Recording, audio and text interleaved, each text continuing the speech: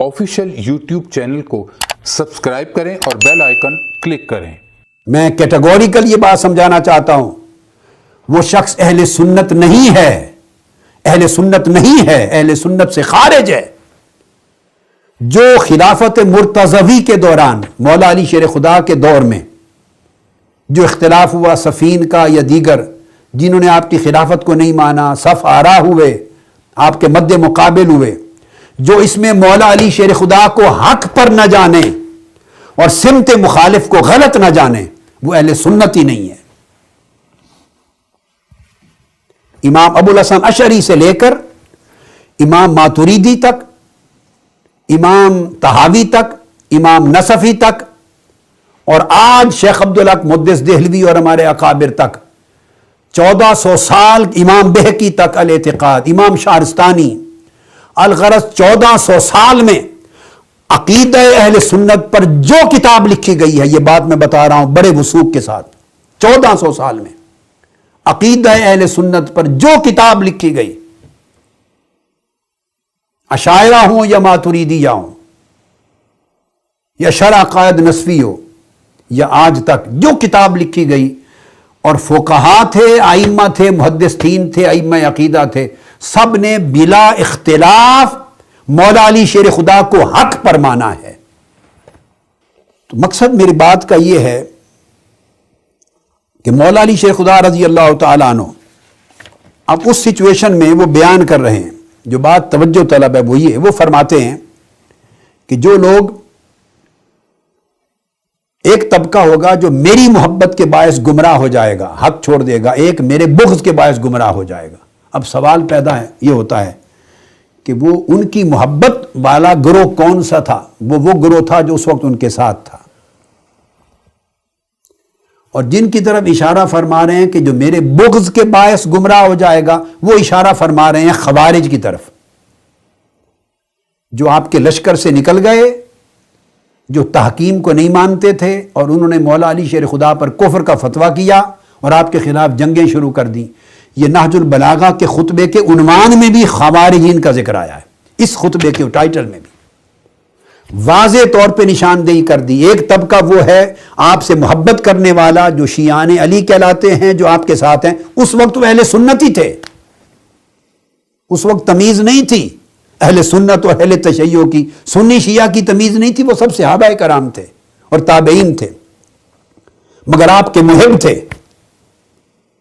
अब सवाल ये पैदा हुआ, ये जब आपने फरमाया मेरी मोहब्बत की वजह से एक गिरोह गुमराह होगा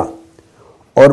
मेरी मोहब्बत का इफरात उसे हक छोड़कर गुमराही तक ले जाएगा, वो इशारा किसकी तरफ है?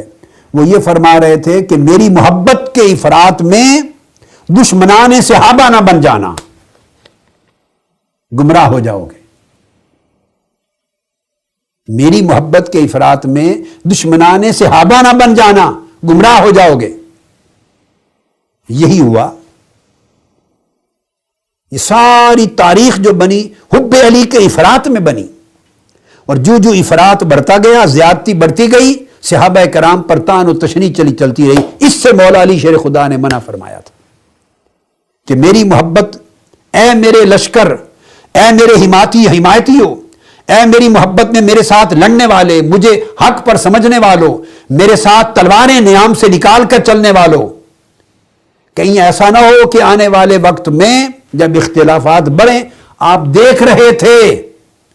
बनु उमैया का दौर शुरू हो चुका था और होने वाला था कि बनु उमैया के दौर में छोकरे, बनु उमैया के लौंडे, जिनको आका अलैहिस्सलाम ने फरमाया उगैलमा मिन कुरैश, उबाश लड़के, और उस दौर के खतीब और उस दौर के कई लोग गैर मुहतात, जुबान दराज, वो सैयदना अली शेर खुदा को सब्बो शितम करेंगे, अहले बैत अतार के खिलाफ जुबान दराजी करेंगे। देख रही थी निगाह अली, निगाह मुर्तजा देख रही थी कि मेरे खिलाफ जब एक नई हुकूमत कायम हो जाएगी तो उनमें कई लोग, निचले लोग, सब्बो शितम करेंगे, मुखालफत करेंगे, मेरे फजाइल और मनाकिब पर पाबंदी होगी, अहले बैत की शान के खिलाफ बोलेंगे, और ये बढ़ेगा। बनु अब्बास में भी यही हुआ। बनु उमैया में तो ओपनली होता था, اور بنو عباس میں خلیفہ ابو جعفر المنصور محبت اہل بیت کے نام پر اقتدار میں آئے یہ لوگ بنو عباس. واقعہ کربلا کا بنو امیہ سے انتقام لینے کے لیے انہوں نے تمام محبان علی اور اہل سنت اور پوری امت جو اہل بیت سے محبت کرنے والی تھی ان کی ہمدردیاں لیں. واقعہ کربلا کے نام کو ایکسپلائٹ کیا، اہل بیت کی محبت کو ایکسپلائٹ کیا، اکٹھا کیا اور کر کے اقتدار میں آئے بنو عباس، اور پھر مارا. 1.25 لاکھ یا اس سے بھی زائد لوگ قتل کیے تاکہ اعتماد بیٹھ جائے کہ یہ اہل بیت کے محبت کرنے والوں کی حکومت آ گئی ہے. اور لوگوں کو دھوکہ دینے کے لیے اپنا لباس بھی، جبہ بھی کالا رکھا. بنو عباس کے خلفاء کالا لباس پہنتے، امامہ بھی کالا رکھا، جھنڈا بھی کالے رنگ کا رکھا. یہ بنو عباس کے خلفاء جب آئے، چونکہ ایکسپلوئٹ کیا تھا محبت اہل بیت کا نام، لیکن جب مستحکم ہو گئے، ان کی جڑیں مضبوط ہو گئی، یہ حکمران اور سیاست دان جو اصل سیاست دان ہوتے ہیں وہ کسی کے مخلص نہیں ہوتے. جب ان کی جڑیں مضبوط ہو گئی، حکومت مستحکم ہو گئی، تو پھر بنو امیہ نے تو ایک امام کو شہید کیا تھا، امام حسین کو کربلا معلی میں. حضرت محمد بن حنفیہ اور نفس زکیہ کچھ لوگ نکلے تھے، مگر جب بنو عباس کی جڑیں مضبوط ہو گئی تو اہل بیت کا نام لے کر اقتدار پہ آنے والوں نے کئی ائمہ اطہار اہل بیت کو شہید کیا. مدینہ طیبہ سے لے گئے امام موسیٰ کاظم کو اور کئی ائمہ کو قید کر کے کئی لے گئے بغداد، کسی کو قید خانے میں رکھا، کسی کو شہید کر دیا، کسی کو زہر پلا دیا. امام علی رضا کو قید خانے میں طوس میں ایران میں رکھا اور وہیں شہید ہو گئے. یہ بنو عباس کا وتیرہ تھا. چونکہ اہل بیت کے خلاف بنو امیہ کے اندر یہ عمل شروع ہوا، بغض کا، مخالفت کا، سب و شتم کا، اور اسی کو یوٹیلائز کیا بنو عباس نے اور ائمہ اطہار اہل بیت کو شہید کیا. اب وہ خاص میں وضاحت کر رہا ہوں کس طرح اشارہ فرما رہے ہیں مولا علی شیر خدا. فرما رہے ہیں چونکہ ان کو خطرہ تھا اہل بیت سے، چونکہ خلافت امام حسن مجتبی نے مصالحت کی تھی حضرت امیر معاویہ سے، اور اس مصالحت کے تحت خلافت پھر واپس امام حسن مجتبی کو جانی تھی، نہ ہو سکا. یزید لعین کی جانشینی ہو گئی، کسی کو خبر نہ تھی، اور حضرت امیر معاویہ تصور بھی نہیں کر سکتے تھے چشم خیال میں کہ یہ بدبخت اتنا بدبخت ہوگا کہ واقعہ کربلا تک جا پہنچے گا. وہ فاسق تھا، فاجر تھا، شرابی تھا، بدکار تھا، ساری خرابیاں ضرور تھیں، مگر یہ تصور کوئی نہیں کر سکتا تھا کہ نوبت یہاں تک آئے گی کہ امام حسین